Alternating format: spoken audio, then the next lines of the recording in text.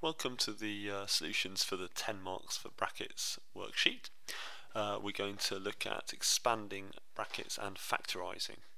So first of all, question 1, we're going to expand 5 times 3x minus 2.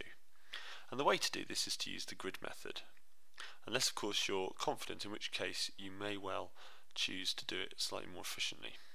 So we put the 5 there, and we put the 3x minus 2 on the top, and we draw ourselves a grid like that.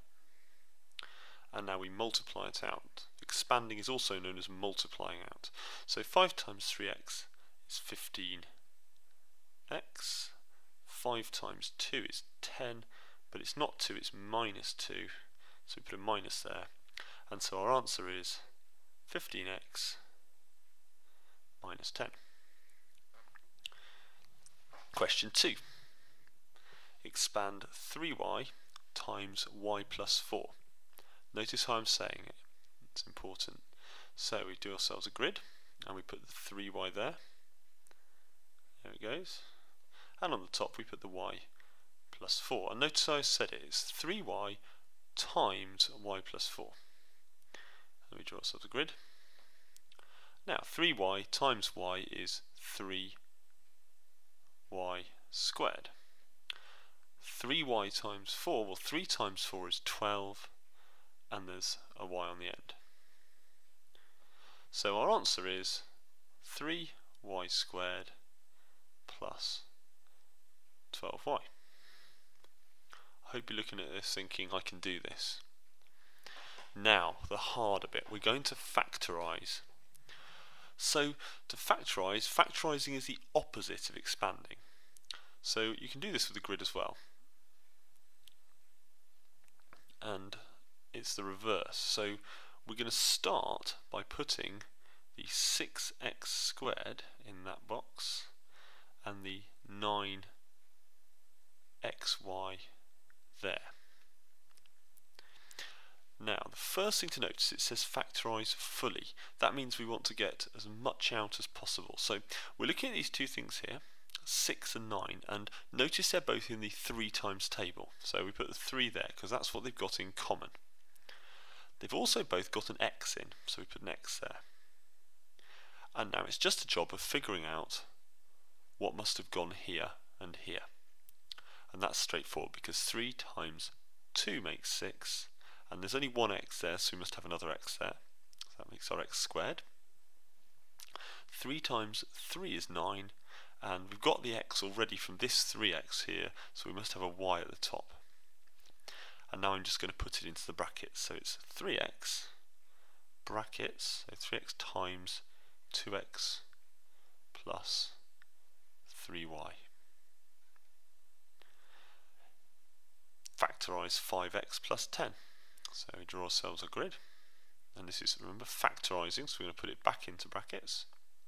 So we've got 5x, and we've got a 10 there, plus 10. 5 and 10 are both in the 5 times table, so we put a 5 there, and that's it. There's an x there, but not on this one, so what goes here are the things they have in common. Now, this thing here must be x. Why? Because 5 times x makes 5x. The thing here has got to be 2, because 5 times 2 makes 10. So my answer is going to be 5 brackets x plus 2. Okay, expanding and simplifying. So it's getting a little bit more involved now. So we're expanding, so we're multiplying out brackets. Now there's 2 brackets here, so I'm just going to do 2 grids. So I've got my 2 there, and I've got my x minus 4 there. That's my first one. 2 times x is 2x. 2 times minus 4, well 2 times 4 is 8, so it's got to be minus 8. So the first bracket is going to be 2x minus 8. Now for the second bracket. So there's the 3, and then we've got the x and plus a 2 on the top. 3 times x is 3x. 3 times 2 is 6. So we've got plus 3x plus 6. So that's the expanding part, that's the bit there, and now we're going to do the second part. We're going to simplify. So that's just adding up all of our like terms. So if I change a different colour for this bit, so we've got 2x and 3x, so that's going to make 5x, and then we've got minus 8 there and plus 6 there, which is going to give us minus 2. So that's that one. Question 6, expand and simplify. Now these are double brackets, so it's the first bracket multiplying the second bracket. And again, we use a grid, a little bit different this time. We put one bracket on the top and the other bracket down the side. Doesn't matter which order you do it in. And then we draw the grid. The benefit of using a grid is it means you're not going to miss any bits out. That's what people often do. I've just done x times x to get x squared, and then I've got 4 times x there. Here I've got minus 3 times x, that's minus 3x. And finally, 3 times 4 is 12. And I've got a minus and a plus, so it turns to minus. I'm just going to add all the bits up in the middle. So I'll just show you the bits I'm going to add up. I'm just going to add up everything in the middle. So I've got x squared plus 4x, because it's a positive here, minus 3x. Don't get bothered about whether it's a plus or a minus, in the sense that whether it's a minus or a take away. So people often get confused about that. If it's a plus there, it's like it's a positive. If it's a minus there, it's the same as taking it away, as you can see. So here's our final bit: x squared plus x minus 12. And if you're wondering where that x came from, well, all I've done is I've combined my two x terms. So plus 4 minus 3 gets me to 1, and you don't write the 1 in. Now for the challenge. Well, it's really just more of the same, isn't it? So I'm going to go a bit quicker on these ones. In fact, I'm going to do these without using the grid, which you may well want to do to speed yourself up. So I'm imagining the grid. 5 times x is 5x. 5 times 6 is 30. And it's a positive 30 because there's a plus there. Now here's the bit to watch out for. Minus 3 times x is minus 3x. Minus 3 times 4, well, 3 fours are 12, and it's minus times a minus, which means it's plus 12.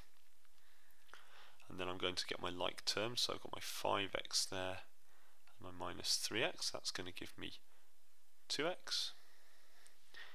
And then I've got my plus 30 and my plus 12. There's a bit of my plus gone. There it is. And that's going to be plus 42. And finally, we've got a complicated looking double bracket here, and I will use the grid method for this because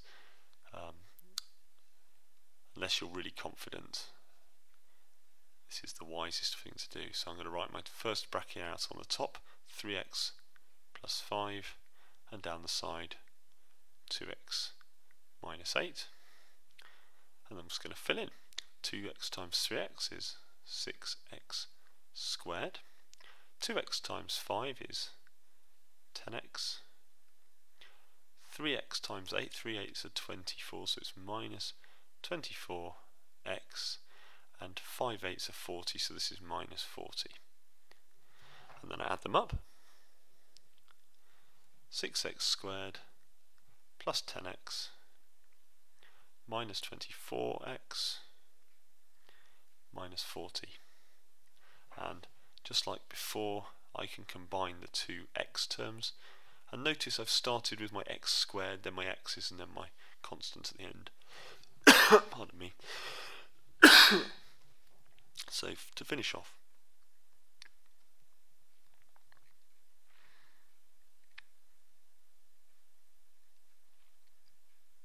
and there we go, that's the final solution. So I hope you found this useful, and I'll be speaking to you tomorrow.